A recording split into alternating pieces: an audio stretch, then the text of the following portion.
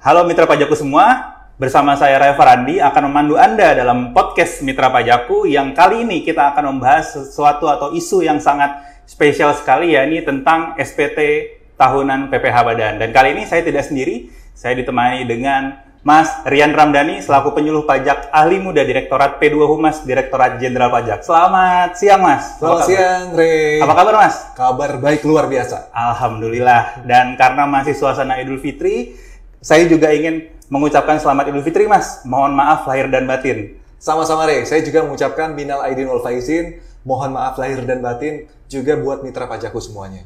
Siap. Terima kasih, Mas Rian. Dan kali ini kita akan membahas sebuah topik nih, Mas, yang sangat spesial karena memang lagi ramai-ramainya nih menjelang deadline gitu ya, 30 April, benar. Dan topiknya adalah pelaporan SPT tahunan PPh Badan gitu. Nah, mitra pajakku semua, kita akan langsung saja mungkin ya, kita lebih ke ngobrol-ngobrol aja nih dengan Mas Rian, bagaimana sih tentang ketentuan pelaporan SPT PPh Badan, lalu juga apa saja ketentuan-ketentuan atau dokumen-dokumen yang harus dipersiapkan oleh wajib pajak dalam pelaporan SPT tahunannya. Dan kita mungkin langsung aja, Mas Rian, ya. Boleh, Rey. Nah, Mas, sebenarnya kenapa sih, Mas, sebuah perusahaan atau sebuah wajib pajak badan itu harus melaporkan SPT tahunannya, Mas? Oke, gini, Rey. Sebelumnya kita harus pahami dulu ya, bahwa yang namanya surat pemberitahuan atau SPT itu adalah surat yang oleh wajib pajak itu digunakan untuk melaporkan penghitungan dan juga pembayaran pajak, kemudian juga melaporkan objek pajak dan juga bukan objek pajaknya, serta wajib pajak juga bisa menyampaikan harta dan juga kewajiban sesuai dengan ketentuan peraturan perundang-undangan di bidang perpajakan.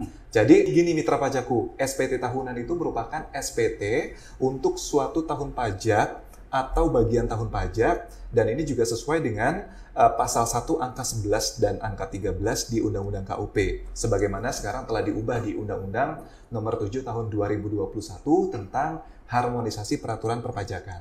Nah, tadi kalau misalnya pertanyaannya, Rey, mengapa kita perlu gitu ya menyampaikan dan juga melaporkan SPT tahunan? Padahal kan kita sebenarnya sudah menunaikan nih kewajiban kita untuk melakukan pembayaran sesuai dengan ketentuan perpajakan gitu ya. Nah, pada prinsipnya, nih mitra pajakku, wajib pajak memang diharuskan atau diwajibkan untuk menyampaikan SPT tahunan, ya, karena memang sistem perpajakan yang ada di Indonesia ini menganut sistem self-assessment dari tahun 84. Ini saya cerita dulu, Rey, sebelum kemana-mana gitu ya. Karena memang kalau kita bicara mengenai dulu kita bicara mengenai sistem perpajakan secara official assessment, di mana pemerintah melalui DJP memberikan kewenangan kepada DJP untuk menentukan besaran tarif atau besaran PPh terutang kepada wajib pajak. Jadi langsung nih, Rey, ditentukan bayar pajak sekian gitu kan ya. Nah, tapi semua itu berubah setelah adanya ketentuan umum dan tata cara perpajakan yang mana mengubah sistemnya menjadi self-assessment, dan dimulai semenjak lahirnya undang-undang ini, Undang-Undang KUP nomor 6 tahun 83 ini, jadi berubah sistem perpajakan yang ada di Indonesia ini memberikan kepercayaan kepada wajib pajak secara penuh untuk bisa mulai dari mendaftarkan dirinya memperoleh NPWP, kemudian dia menghitung berapa besaran pajak yang terutang di situ, kemudian juga membayarkan dan sampai dengan melaporkan. Maka ketentuannya memang bunyinya sampai dengan melaporkan, mulai dari daftar, hitung, bayar, dan juga lapor kepada DJP. Nah, ini sebenarnya yang terus kami sosialisasikan kepada wajib pajak, juga kepada mitra pajakku semuanya, bahwa banyak di antara kita juga yang masih terus mempertanyakan gitu, apa gunanya sih lapor-lapor pajak gitu ya. Padahal kita sudah bayar pajak, terus ngapain aja kerjaannya DJP itu gitu loh ya. Nah, ya itu tadi, karena tadi saya sempat sampaikan ya bahwa memang sistem self-assessment tadi mengatakan demikian, negara memberikan kepercayaan penuh kepada wajib pajak untuk melaksanakan hak dan kewajiban perpajakannya mulai dari daftar, bayar, hingga lapor. Nah, kalau kita bicara mengenai tugasnya Ditjen Pajak, tadi kan ditanya nih DJP tugasnya apa gitu kan ya. DJP itu punya tugas untuk bisa merumuskan serta melaksanakan kebijakan dan juga standarisasi di bidang perpajakan. Nah, sedikit cerita lah gitu ya, memberikan informasi juga kepada mitra pajakku bahwa ketika DJP menjalankan tugasnya untuk merumuskan kebijakan, melaksanakan kebijakan, serta standarisasi di bidang perpajakan tadi, DJP punya fungsi. Fungsinya apa? Selain merumuskan dan juga menjalankan, dia punya fungsi untuk menyusun norma, kemudian standar, prosedur, bahkan sampai dengan bimbingan teknis kepada wajib pajak supaya wajib pajak ini bisa menjalankan hak dan kewajiban perpajakannya dengan benar dan meningkatkan kepatuhan wajib pajak, gitu loh. Dan yang paling penting, DJP punya fungsi pengawasan dan juga evaluasi, gitu, serta pelaporan di bidang perpajakan. Jadi inilah yang kami sampaikan ya, bahwa DJP juga punya peran loh, gitu ya. Ketika wajib pajak sudah melakukan pembayaran, kemudian juga mulai dari tadi menghitung ya, melakukan pembayaran, sampai dengan pelaporan. Dan kami di sini tugasnya adalah sebagai pengawasan. Nah, kembali lagi, kalau tadi pertanyaannya adalah mengenai mengapa harus lapor SPT tahunan. Konsepnya dulu deh, bahwa yang namanya SPT tahunan, bukan konsep ya, tapi ketentuannya dulu. Ketentuannya dulu deh, bahwa yang namanya SPT tahunan itu wajib ya dilaksanakan, bahwa yang namanya pelaporan SPT tahunan ini wajib bagi wajib pajak orang pribadi dan juga badan usaha. Nah, perusahaan ini perlu yang namanya menyampaikan SPT tahunan karena memang merupakan kewajiban perpajakan yang harus dipenuhi oleh entitas bisnis, perusahaan manapun, kemudian badan usaha manapun yang memang menjalankan bisnis misalnya gitu ya, itu wajib menyampaikan SPT tahunan. Melalui pelaporan SPT tahunan ini, Mitra Pajakku, gitu ya, perusahaan memberikan transparansi keuangan kepada kami selaku otoritas pajak terkait dengan pendapatannya, kemudian juga pengeluarannya, kewajiban yang dimiliki oleh perusahaan tersebut, gitu ya, baik itu kewajiban terhadap utang-utangnya, gitu ya, kemudian kewajiban pajaknya. Nah, SPT tahunan badan ini memberikan gambaran menyeluruh tentang kinerja daripada perusahaan tersebut, gitu ya, selama 1 tahun pajak, sehingga memungkinkan kami sebagai otoritas pajak itu ya mengetahui dan juga memastikan bahwa apakah perusahaan membayar pajak sesuai dengan ketentuan pajak yang berlaku. Begitu, Rey. Iya. Berarti DJP menjalankan fungsi pengawasan ya dengan adanya pelaporan SPT tahunan PPh Badan ini ya, Mas ya? Betul. Nah, terkait dengan batas akhirnya nih, Mas. Nah, kalau batas akhir SPT tahunan orang pribadi itu kan 31 Maret. Udah lewat begitu. Udah lewat. Nah, kalau wajib pajak badan ini kapan, Mas? Ya, bicara mengenai batas waktu penyampaian SPT tahunan. Batas waktu penyampaian SPT tahunan badan, sebagaimana dimaksud dalam pasal 3 ayat 3 huruf C Undang-Undang KUP, adalah 4 bulan, Rey. 4 bulan ini setelah akhir tahun pajak atau tanggal 30 April setiap tahunnya. Nah, ini khusus bagi wajib pajak badan yang tahun bukunya mengikuti tahun takwim. Tahun takwim itu adalah tahun kalender ya. Tahun kalender kan 1 Januari sampai dengan 31 Desember. Tapi kalau misalnya dia tidak menggunakan tahun takwim, maka kita mengikuti atau menyesuaikan dengan akhir tahun pembukuan yang diselenggarakan oleh wajib pajak. Bisa aja kan pembukuannya nanti Maret April gitu ya, atau Juni Juli gitu ya, seperti itu. Nah, kita gunakan yang namanya tahun buku wajib pajak. Ini memang sekali lagi Mitra Pajakku adalah batas waktu yang ditetapkan oleh Direktorat Jenderal Pajak untuk memastikan bahwa perusahaan melaporkan pajaknya tepat waktu dan juga menghindari denda atau sanksi administratif lainnya. Karena kalau kita bicara mengenai lewat waktu, tentu akan ada konsekuensi ya. Betul, ya. betul, Mas. Konsekuensi tidak menyampaikan SPT itu akan dikenakan sanksi berupa denda. Dendanya berapa? Dendanya 1 juta, Rey. 1 juta kalau tidak menyampaikan SPT tahunan. Dan nanti juga bakal ada bunga kalau ternyata terdapat kekurangan pembayaran pajak. Nah, seperti itu. Nah, untuk kekurangan pembayaran pajak ini yang terutang berdasarkan SPT tahunan itu harus dibayar lunas sebelum dia menyampaikan SPT tahunan badannya. Seperti itu. Jadi memang ada batas waktunya. Ada batas waktunya ya. Betul. Siap berarti. Oke, nah sebenarnya kalau untuk cara pelaporannya nih Mas Rian, mungkin Mitra Pajakku semua banyak yang belum paham juga ya, banyak yang belum ngerti juga. Nah, kira-kira ada berapa cara sih untuk pelaporan SPT tahunan badan ini, Mas? Nah, ini agak berbeda dari saluran atau kanal yang diberikan kepada wajib pajak orang pribadi ya. Kalau orang pribadi kan banyak kanal-kanalnya gitu ya. Nah, sebenarnya memang beberapa cara menyampaikan SPT tahunan badan nih, Rey. Di antaranya memang datang langsung ke KPP ataupun KP2KP, kemudian juga lewat e-form gitu ya, lewat kantor pos juga bisa, atau dikirim ke KP2KP ataupun KPP dengan jasa ekspedisi gitu ya, atau dengan menggunakan layanan yang ditawarkan oleh penyedia jasa aplikasi perpajakan seperti Pajaku misalnya gitu ya. Nah, tapi yang perlu kami sampaikan Ray di sini bahwa tadi kan kita sempat sebut-sebut yang namanya e-form ya. Nah, ini adalah layanan semi online yang mana wajib pajak badan usaha dapat menyampaikan SPT PPh tahunan badan ya dengan menggunakan e-form. Nah, melalui cara ini, wajib pajak ini bisa menyampaikan SPT tahunan badan kapan aja, di mana aja, Ray. Gitu. Ya tentu, ini ngurangin cost compliance dong. Betul. Ya kan? Betul, ya. Sehingga perusahaan maupun wajib pajak badan itu nggak perlu repot-repot lagi nyampain SPT manual ke kantor pajak gitu ya. Kalau dulu kan ngantri ke kantor pajak gitu ya. Kantor pajak sampai pasang tenda. Jadi intinya sih cara lapor cara lapor SPT tahunan menggunakan e-form ini juga punya keunggulan mencegah si wajib pajak untuk menghindari keterlambatan ya, mencegah denda. Kalau misalnya dia terlambat untuk menyampaikan SPT tahunan badan, karena dia dilakukan secara online dan juga real time melalui www.pajak.go.id. Nah, jadi konsepnya wajib pajak bisa mengisi secara offline dengan dia download dulu formulir e-formnya, kemudian diisi, dilanjutkan sewaktu-waktu juga bisa, tapi ingat jangan sampai lewat batas waktu gitu ya. Nah, tapi yang paling penting juga harus diingat bahwa wajib pajak yang menggunakan e-form ini harus menginstal yang namanya Adobe Acrobat Reader di PC-nya ataupun laptopnya untuk bisa membuka file e-form ini. Karena memang e-form ini nanti terkonek ya ketika kita mau kirim SPT tahunan PPh badan ke www.pajak.go.id. Jadi yang perlu dicatat oleh mitra pajakku adalah sekarang ini kita sudah tidak bisa menggunakan yang namanya e-SPT lagi.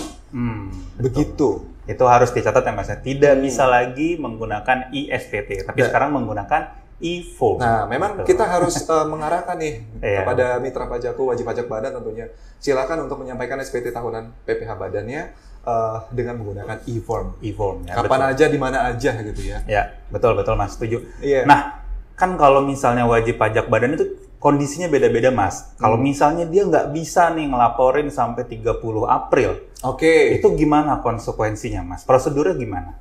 Nah, memang begini Ray, untuk pelaporan SPT PPh badan ini jangka waktunya memang sudah ditentukan oleh undang-undang. Itu satu. Tapi Direktorat Jenderal Pajak juga memberikan pelonggaran waktu lah bagi wajib pajak dalam menyampaikan SPT pajaknya. Dalam kondisi tertentu nih, mitra pajakku, mungkin aja kan wajib pajak badan terpaksa harus yang namanya menunda penyampaian SPT tahunan PPh badannya. Kenapa? Karena mungkin ya lagi padat-padatnya kegiatan usaha, kemudian juga kendala teknis dalam penyusunan laporan keuangan, nggak masalah gitu ya. Nah, merujuk ke Pasal 2 Per 21 tahun 2009, WP Badan ini bisa memperpanjang jangka waktu penyampaian SPT tahunan untuk paling lama 2 bulan sejak batas waktu penyampaian SPT tahunan. Jadi, caranya adalah si wajib pajak badan ini harus menyampaikan pemberitahuan dulu ke DJP, Ray. Nah, jadi kalau misalnya tadi ketentuannya terakhir kan kita lapor di 30 April ya. 30 April, betul. Maka kalau kita mengajukan perpanjangan, maka itu bisa memperpanjang jangka waktu pelaporan hingga 30 Juni. 30 Juni, betul. Nah, pemberitahuan perpanjangan SPT tahunan ini disampaikan ke DJP dengan melampirkan laporan keuangan sementara untuk tahun pajak yang bersangkutan. Kemudian juga ada setoran pasal 29 gitu ya, bukti pelunasan lah terhadap pajak-pajak yang terutang. Kemudian ada surat pernyataan juga dari akuntan publik ataupun kantor akuntan publik bahwa memang laporan keuangannya belum selesai ya, masih dalam tahap penyelesaian. Ya, itu bisa dijadikan lampiran untuk mengajukan perpanjangan penyampaian SPT tahunan PPh badan. Nah, kalau seandainya ternyata sudah mengajukan perpanjangan, lalu kemudian dalam jangka waktu 2 bulan tersebut ternyata WP-nya juga belum selesai gitu ya. Itu tadi ya, kita kan dalam kondisi tertentu bisa aja si WP belum bisa menyampaikan SPT tahunan. Nah, apakah ini bisa diperpanjang lagi? Bisa. Oh, bisa Mas? Bisa gitu ya. WP masih bisa melakukan yang namanya menyampaikan pemberitahuan perpanjangan SPT tahunan lagi sepanjang memang tidak melampaui batas waktu perpanjangan, yaitu tadi 2 bulan. 2 bulan lagi ya. Betul. Nah, keputusan diterima atau ditolaknya permohonan penundaan penyampaian SPT tahunan ini ada di DJP. Jadi, keputusan dari DJP ini biasanya akan diterima WP paling lama 7 hari sejak surat permohonannya diterima dengan lengkap. Lengkap artinya tadi ya, dengan lampiran-lampiran yang memang diharuskan tadi. Betul. Mulai dari laporan keuangan yang sementara, kemudian juga yang tadi surat pernyataannya juga gitu ya. Nah, permohonan WP yang dianggap disetujui apabila DJP tidak memberikan keputusan atau tidak menyampaikan pemberitahuan kepada wajib pajak dalam waktu 7 hari kerja. Nah, nanti DJP bisa langsung menyetujui. Jadi nggak usah khawatir nih untuk yang mengajukan permohonan perpanjangan, tapi ternyata kok belum ada sign atau belum ada tanda-tanda nih dari DJP untuk mengabulkan nggak ya ini gitu ya. Kalau lewat dari batas waktu yang ditentukan, DJP sudah otomatis harus yang namanya mengabulkan permohonan tersebut. Begitu. Nah tadi Mas Rian sempat sempat nyebut ada dokumen-dokumen yang harus dilengkapi atau dilampirkan gitu Mas. Nah mungkin mitra pajakku yang belum tahu apa aja sih Mas kira-kira dokumen yang dibutuhkan ataupun lampiran-lampiran yang dibutuhkan nih Mas? Terkait dengan dokumen yang harus disiapkan adalah dokumen-dokumen yang kemudian kita akan upload, kita akan unggah pada saat pelaporan SPT tahunan PPh Badan. Apa aja? Yang pertama pasti dong SPT tahunan PPh 1771-nya. 1771, Iya. Kemudian yang kedua adalah laporan keuangannya yang terdiri dari laporan keuangan rugi laba, kemudian juga neraca. Termasuk laporan keuangan hasil audit. Audit dari akuntan publik dengan lampiran-lampirannya. Ya kayak buku besar pendukung laporan keuangannya, kemudian buku besar pendukung pembantu laporan keuangannya, rekening koran, tabungan gitu ya. Kemudian juga lampirannya seperti daftar penyusutan, penghitungan kompensasi kerugian fiskal gitu ya, daftar nominatif kalau ada biaya entertain atau biaya promosi. Yang baru nih kalau sekarang daftar nominatif untuk natura dan kenikmatan. Nah, itu juga disiapkan juga. Nah, kemudian kalau misalnya untuk WP Badan UMKM itu juga harus dipersiapkan dokumennya apa? Dokumen penghitungan peredaran bruto dan juga pembayarannya. Yang selama ini sudah dibayarkan 0,5% dari Januari sampai dengan Desember gitu ya. Nah itu dipersiapkan juga. Kemudian kalau ada laporan rasio utang gitu ya terhadap ekuitas gitu untuk WP yang memang membebankan utang ya. Kemudian untuk khusus BUT itu harus ada yang namanya pemberitahuan bentuk penanaman modal, kemudian laporan keuangan konsolidasi dan juga kombinasi.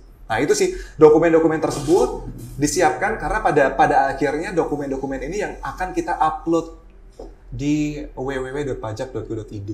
Jadi dipersiapkan seperti itu. Berarti semua dokumen itu harus dilengkapi, jangan sampai dan terlewat gitu ya Mas ya. Karena kalau terlewat nanti akan repot lagi untuk melengkapinya, seperti itu ya Mas ya. Nah, mungkin Mas sebenarnya komponen apa aja sih Mas yang harus diperhatikan wajib pajak badan nih dalam pelaporan SPT tahunan badannya? Memang sebelum mengisi formulir 1771, wajib pajak juga harus melakukan ekualisasi atau pencocokan terlebih dahulu, Mas Rey. Cocok-cocokan datanya untuk apa? Cocok-cocokan datanya untuk tadi untuk menghitung berapa besaran PPh terutang kurang bayarnya misalnya gitu ya. Atau bahkan jadi bisa lebih bayarnya gitu ya. Nah, tapi untuk data yang harus dicocokkan, yang pertama kita harus mencocokkan peredaran usaha atau omsetnya dengan SPT masa PPN untuk faktur keluarannya, pajak keluarannya gitu ya. Nah, dari Januari sampai dengan Desember. Kemudian omset dengan objek PPh pasal 22 atas bukti pungut ya atau pembayaran PPh pasal 22 dari masa Januari sampai dengan juga Desember. Kemudian omsetnya si wajib pajak badan terhadap objek pajak PPh pasal 23 dari bukti pemotongan PPh pasal 23-nya dari pihak lain nih. Sama dari Januari sampai dengan Desember juga. Nah, begitu juga dengan kalau ada objek PPh lain, misalnya ada 4 ayat 2 ataupun tadi yang UKM ya, yang 0,5% tadi. Nah, itu juga harus yang namanya dicocok-cocokkan terlebih dahulu gitu. Apakah memang ini sudah sesuai atau belum sebelum kita mengisi formulir 1771. Nah, kalau di sana ada yang namanya pembelian, dan juga biaya usaha misalnya. Nah, itu juga harus dicocokkan nih Ray dengan apa? Dengan SPT PPN untuk masukannya atau pajak masukannya dari Januari sampai dengan Desember. Nah, itu harus diperhatikan juga, dicocokkan juga. Kemudian kalau misalnya ada pembelian, kita harus cocokkan lagi dengan atau yang beban biaya usaha dengan objek PPh pasal 21 kalau misalnya ada pembayaran PPh pasal 21 dari Januari sampai dengan Desember. Nah, ini semua dicocokkan, lalu kemudian kita juga harus mencocokkan yang namanya kasnya,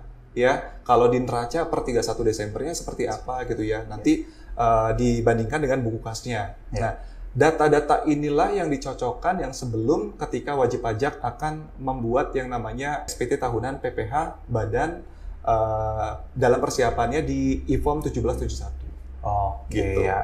Tapi Mas, ada nggak sih Mas kira-kira pengeluaran ataupun pemasukan khusus nih Mas yang dilaporkan secara terpisah di SPT tahunan Badan Mas?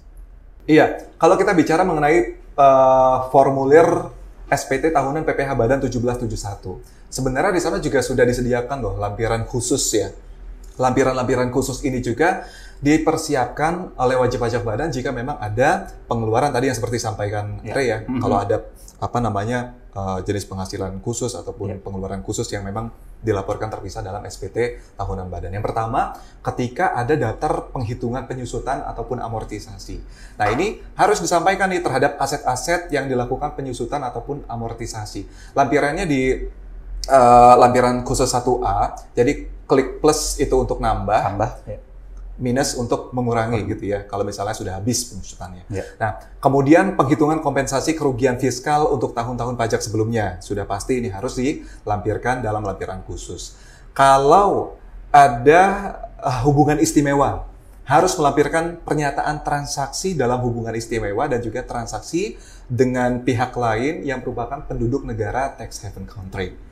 Kemudian juga untuk lampiran khusus lainnya adalah wajib-wajib pajak yang memperoleh fasilitas penanaman modal, Ray. Nah, ini juga harus disampaikan. Selain itu juga ada daftar cabang utama perusahaan, ini juga dilampirkan. Kemudian penghitungan objek PPh pasal 26 ayat 4, ini untuk BUT. Kredit-kredit pajak luar negeri, dan juga transkrip kutipan atas elemen-elemen laporan keuangan wajib pajak. Nah, inilah lampiran yang harus disiapkan, yang tadi kategorinya adalah lampiran khusus. Seperti itu, Ray. Ya, betul. Karena kalau kita bicara mengenai pengisi e-form, itu kan kita harus isi dari belakang dulu nih, baru ke depan. Baru nanti semua yang kita isi di belakang itu sudah terinput di induknya, seperti itu. Betul. Nah, berkaitan dengan e-form nih Mas, ini kan banyak sekali kolom-kolom yang harus diisi begitu, dan datanya juga harus benar gitu. Nah, mungkin ada pertanyaan juga nih Mas dari Mitra Pajakku. Gimana nih kalau misalnya nanti dalam proses pengisiannya ditemukan kendala, atau misalnya, aduh saya bingung nih pengen nanya ke siapa ya, itu gimana Mas solusinya kalau dari DJP? Ini jawaban yang pertama, kalau misalnya tadi pertanyaan, bingung nih mau nanya kemana? Tanya ke penyuluh pajak. Ya, jadi sebenarnya gini, di setiap kantor pajak itu ada yang namanya penyuluh pajak, di mana mitra pajakku ataupun wajib pajak ya, baik orang pribadi dan juga badan usaha itu bisa loh yang namanya bertanya langsung kepada penyuluh pajak di setiap kantor pajak yang memang tugasnya memberikan edukasi dan juga membantu kalau misalnya memang ada kendala terkait dengan informasi-informasi yang mungkin belum update gitu ya, pengen diupdate gitu ya. Ikutin aja nih, bisa lewat kelas pajak gitu ya, lewat webinar yang diselenggarakan oleh kantor pajak gitu ya. Ikuti aja terus gitu. Kemudian kalau mau gampangnya nih Gen Z atau teman-teman yang aktif sekali di media sosial ya gitu ya. Ikuti Instagramnya Ditjen Pajak RI ataupun X-nya Twitter ya, Twitter X Ditjen Pajak RI, karena informasi dan juga ketentuan terbaru kami selalu publish di sana. Termasuk ada Tax Live nih, program yang kami selenggarakan setiap Kamis live, kita bahas aturan-aturan atau ketentuan yang update di sana. Dan di sana juga dibuka tanya jawab lewat live komennya. Itu wajib pajak bisa bertanya langsung di sana. Nah, kemudian kalau memang mau dapat insight tentang bagaimana sih cara ngisi e-form gitu ya, kita butuh tutorialnya gitu kan ya. Betul. Bisa ngikutin YouTube-nya Ditjen Pajak RI. Nah, ini subscribe aja nih di @ditjenpajak.ri. Video tutorial itu ada di sana semua. Lengkap gitu ya. semua masih di sana ya? Hampir semuanya ada di sana gitu ya. Lengkap lah gitu ya. Nah, yang nggak kalah penting, semua informasi itu terangkum dalam www.pajak.go.id. Ray, mitra pajak itu juga bisa ngobrol loh sama Fiska sama Fisco. Pernah dengar nggak? Oh iya, gimana tuh Mas caranya? Fiska Fisco ini adalah web chat yang ada di pajak.go.id. Kalau kita buka itu ada di pojok kanan bawah. Nanti kita input NPWP, kemudian nama, nanti udah ngobrol di sana. Itu agen juga gitu loh. Jadi bisa ngobrol sama Fiska dan juga Fisco. Oke, Fiska dan Fisco namanya. Baru tahu ya? Iya, baru tahu Mas sebenarnya. Itu nanti dicobain aja kalau misalnya mau ngobrol lewat web chat di sana ya. Lalu kemudian yang terakhir juga bisa hubungi Kering Pajak 1-500-200. Nah, itu sih untuk saluran-saluran yang bisa bisa apa bahasanya? Pokoknya dengan adanya saluran-saluran itu memudahkan wajib pajak untuk bisa bertanya ataupun bahkan web chat langsung dengan Fiska dan Fisco begitu ya Mas ya. Bahkan Ray, satu lagi. Setiap kantor pajak itu sebenarnya punya nomor WhatsApp. Yang mana di sana ada untuk pelayanan, ada untuk konsultasi dan lain-lain gitu ya. Nah itu sebenarnya silakan aja loh hubungi nomor WhatsApp masing-masing kantor pajak gitu ya. Kalaupun memang sekarang posisinya nggak lagi di sini ya, nggak lagi di kantor pajak terdaftar, misalnya lagi di luar gitu ya, atau kantor pajak terdaftar kita ada di luar Pulau Jawa, bisa lihat nomornya di www.pajak.go.id/unit-kerja. Nah, di sana dilihat nanti nomor WhatsApp yang bisa dihubungi. Seperti itu, Ray. Berarti mudah sekali sebenarnya kalau ada. Semudah itu. Jadi nggak perlu bingung lagi nih. Mitra pajak kalau misalnya ada pertanyaan ataupun bingung untuk mengisi, langsung aja tanya. Salurannya banyak. Nah, Mas, kalau laporan auditor nih, Mas, kira-kira penting nggak sih untuk dilaporkan juga di dalam SPT tahunan badan, Mas? Apabila wajib pajak memiliki laporan keuangan yang memang diaudit oleh akuntan publik ataupun kantor akuntan publik, nah wajib pajak ini harus melampirkan dalam SPT tahunan PPh badannya, gitu ya. Nah ini berdasarkan ketentuan pasal 4 ayat 4B Undang-Undang KUP. Kalau laporan keuangan yang diaudit akuntan publik tidak dilampirkan, maka surat pemberitahuan atau SPT-nya itu beresiko dianggap tidak disampaikan nih mitra pajakku. Bunyinya gini, dalam hal laporan keuangan bla bla bla bla gitu ya, diaudit oleh akuntan publik tetapi tidak dilampirkan pada SPT, maka SPT dianggap tidak lengkap dan tidak jelas sehingga SPT dianggap tidak disampaikan. Jadi memang SPT yang dianggap tidak disampaikan ini, Ray, karena memang tidak sepenuhnya dilampiri keterangan dan atau dokumen yang ada. Wajib pajak kan harus mengisi dan juga menyampaikan SPT dengan benar, lengkap, dan jelas ya. Betul. Serta menandatanganinya gitu ya. Nah, ketika itu semua salah satunya tidak dilengkapi gitu ya, itu menjadi dianggap tidak lengkap. Seperti itu. Nah, SPT wajib pajak badan ini harus ditandatangani oleh pengurus ataupun direksinya langsung, gitu. Kalau misalnya dia menunjuk seorang kuasa, maka si kuasanya itu harus memiliki surat kuasa khusus untuk mengisi dan juga menandatangani SPT. Jadi surat kuasa khususnya itu memang juga harus dilampirkan dalam SPT. Oke, siap. Tapi Mas, kalau misalnya ketika dalam proses pengisian ataupun pelaporan SPT ditemukan adanya kesalahan, Mas, itu bagaimana, Mas? Apakah kita bisa memperbaikinya atau gimana mekanismenya, Mas? Nah ini, jadi wajib pajak ini bisa melakukan yang namanya pembetulan SPT badan dengan ketentuan yang sudah diatur dalam ketentuan di Undang-Undang Perpajakan, gitu ya. Kalau statusnya rugi, gimana ketentuan pembetulannya, gitu ya? Ya, pelaporan pajak bagi wajib pajak badan memang terbilang kompleks ya, Ray, gitu ya. Ada kemungkinan harus melakukan pembetulan SPT badan setelah melaporkannya. Jadi ya nggak masalah gitu ya. Silakan saja lakukan yang namanya pembetulan. Nah, di pasal 8 Undang-Undang KUP, wajib pajak itu bisa loh dengan kemauannya sendiri bisa membetulkan SPT tahunan yang telah disampaikan. Artinya di sini DJP memberikan kewenangan bagi wajib pajak, Ray, baik pribadi maupun badan untuk melakukan pembetulan. Dan ingat ya, pembetulan SPT itu tidak bisa asal membetulkan gitu aja. Ada ketentuan dan juga syarat dalam melakukan pembetulan SPT pajak badan gitu ya. Oke, ya. Nah, tapi ya itu tadi DJP memberikan yang namanya kesempatan kepada wajib pajak baik orang pribadi ataupun badan untuk bisa yang namanya melakukan pembetulan SPT-nya. Betul. Seperti itu. Dengan mekanisme pembetulan berarti Mas ya. Iya. Nah, kadang ada juga nih Mas pertanyaan. Kita udah menyampaikan SPT, kita udah melaporkan pajak kita. Nah, gimana sih kira-kira kita memantau bahwa laporan kita ini udah diterima oleh DJP? Nah, karena sekarang ini kan serba online nih, Ray. Iya, betul. Sebenarnya gampang. Gimana semuanya serba digital kan? Silakan monitoring melalui www.pajak.go.id. Oke. Dengan www.pajak.go.id bisa dipantau di situ ya Mas ya? Ya, setelah kita masuk ke akun kita kan bisa tahu nih apakah diterima atau tidak. Gitu ya. Nah, itu mantau terus di situ. Ya, atau juga kalau misalnya memang mau tanya langsung ke KPP apakah sudah masuk, tanya langsung sama HR-nya juga boleh gitu. Oke. Nggak masalah gitu. Siap. Mas, kalau di Indonesia ini kan sekarang banyak banget nih Mas perusahaan startup, perusahaan baru yang skalanya tidak terlalu besar begitu dengan perusahaan konvensional. Nah, itu ada perlakuan khusus nggak sih Mas buat mereka ini Mas kalau dalam hal perpajakannya? Iya, memang kalau kita bicara mengenai perusahaan-perusahaan startup ini kan banyak ya. Betul. Banyak wajib pajak juga yang memulai usaha barunya gitu ya. Iya, betul. Dengan skala yang mungkin dibilang dari kecil dulu, kemudian sampai dengan besar gitu ya. Nah, sebenarnya tentu aspek perpajakannya sama ya, dengan badan usaha pada umumnya gitu loh. Ya. Kewajibannya terkait pajak perusahaan startup yang pertama nih, ya itu tadi dia harus daftar untuk memperoleh NPWP.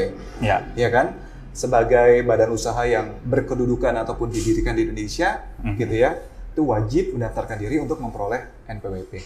Kapan daftar NPWP badan itu gitu ya? WP badan itu wajib mendaftarkan diri untuk memperoleh NPWP-nya nih mitra pajakku paling lama 1 bulan setelah pendirian. 1 bulan setelah pendirian. Iya. Okay. Nah, untuk wajib pajak yang memang memiliki kegiatan usaha di beberapa tempat itu juga wajib mendaftarkan diri untuk memperoleh NPWP paling lama 1 bulan setelah adanya suatu kegiatan usaha yang mulai dilakukan oleh wajib pajak di tempat kegiatan usaha tersebut.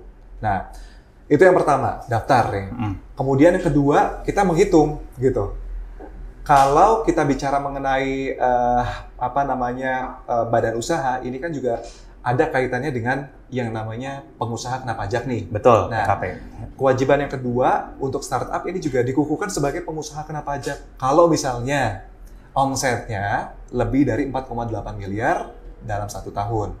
Tapi si perusahaan startup ini juga bisa loh memilih untuk bisa dikukuhkan menjadi pengusaha kena pajak walaupun omsetnya memang belum memenuhi ya lewat dari 4,8 miliar tadi gitu ya. Itu boleh gitu ya.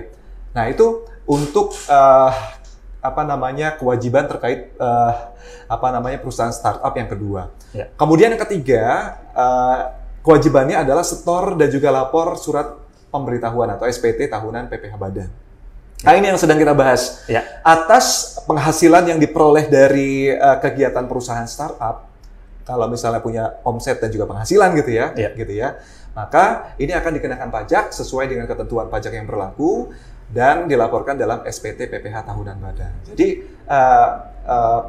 untuk perusahaan startup ini ya harus melakukan pembayaran dan juga pelaporan pajaknya lewat SPT. Oke, sangat menarik sekali Mas. Ya, tadi Mas Rian udah menjelaskan secara lengkap begitu ya, mulai dari apa saja dokumen yang dipersiapkan, lalu juga kalau misalnya ada kendala, wajib pajak harus seperti apa. Nah, bagaimana sih kita mendapatkan informasi yang valid nih Mas? Karena mungkin sebagian mitra pajakku mendapat banyak sekali informasi. Nah, mereka mungkin ingin tahu bagaimana sih mendapatkan informasi yang valid terkait dengan pelaporan SPT tahunan badan ini, Mas.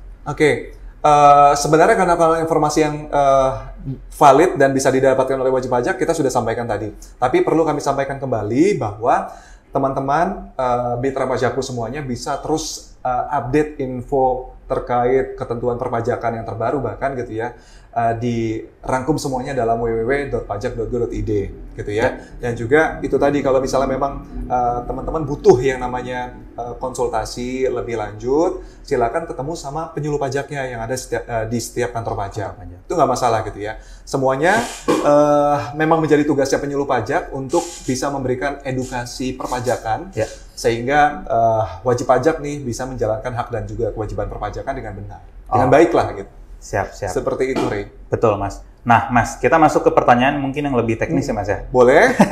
Nah, Mas, kalau suatu laporan keuangan tidak diaudit, apakah nantinya akan diperiksa lagi, Mas, oleh DJP? Baik, Ray. Jadi, kalau misalnya kita bicara mengenai pemeriksaannya gitu ya, sebenarnya dalam pasal 29 ayat 1 Undang-Undang KUP, DJP sendiri berwenang untuk melakukan pemeriksaan untuk menguji kepatuhan pemeriksaan kewajiban perpajakan dan juga untuk tujuan lain. Jadi kalau ketika tadi kita bicara mengenai apakah laporan keuangan yang tidak diaudit ini akan dilakukan pemeriksaan, nah ini kan bayang-bayang wajib pajak takut nih akan dilakukan pemeriksaan. Nah ini sebenarnya tidak ada kaitannya gitu ya. Karena memang tujuan daripada laporan keuangan yang diaudit itu memang memastikan bahwa wajib pajak telah melaksanakan hak dan kewajiban perpajakannya dengan sesuai ketentuan perundang-undangan di bidang perpajakan, seperti itu. Oke. Nah, Mas Rian, sebenarnya gini Mas, kira-kira mungkin nggak sih Mas ada perbedaan antara laporan keuangan dengan laporan yang dilaporkan dalam SPT? Nah, sebenarnya kalau kita bicara mengenai laporan keuangan tentunya gitu ya, yang sudah jadi nih, sudah dipersiapkan oleh wajib pajak, tentunya ini akan sama dengan SPT yang akan disampaikan. Karena kan laporan tersebut memang langsung diinput ke dalam SPT tahunan. Seperti itu sih. Akan sama. Nah, sama ya Mas ya? Iya. Nah, Mas Rian. Iya. Kalau misalnya Mas, yang dilaporkan dalam SPT itu berbeda dengan fakta yang sebenarnya, kira-kira DJP itu bisa tahu nggak sih Mas? Nah, ini yang perlu disampaikan juga nih. Wah, mitra pajakku juga harus tahu ya bahwa Direktorat Jenderal Pajak itu mendapatkan data-data dari ILAP.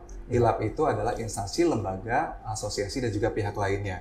Data itu masuk dari kanan dan juga dari kiri, yang kemudian data-data tersebut akan dikonfirmasi kepada wajib pajak. Nah, pengawasannya bagaimana? Pengawasannya DJP akan mengirimkan yang namanya SP2DK. SP2DK ini adalah surat permintaan penjelasan data dan atau keterangan. Nah, ini juga yang harus direspon oleh wajib pajak.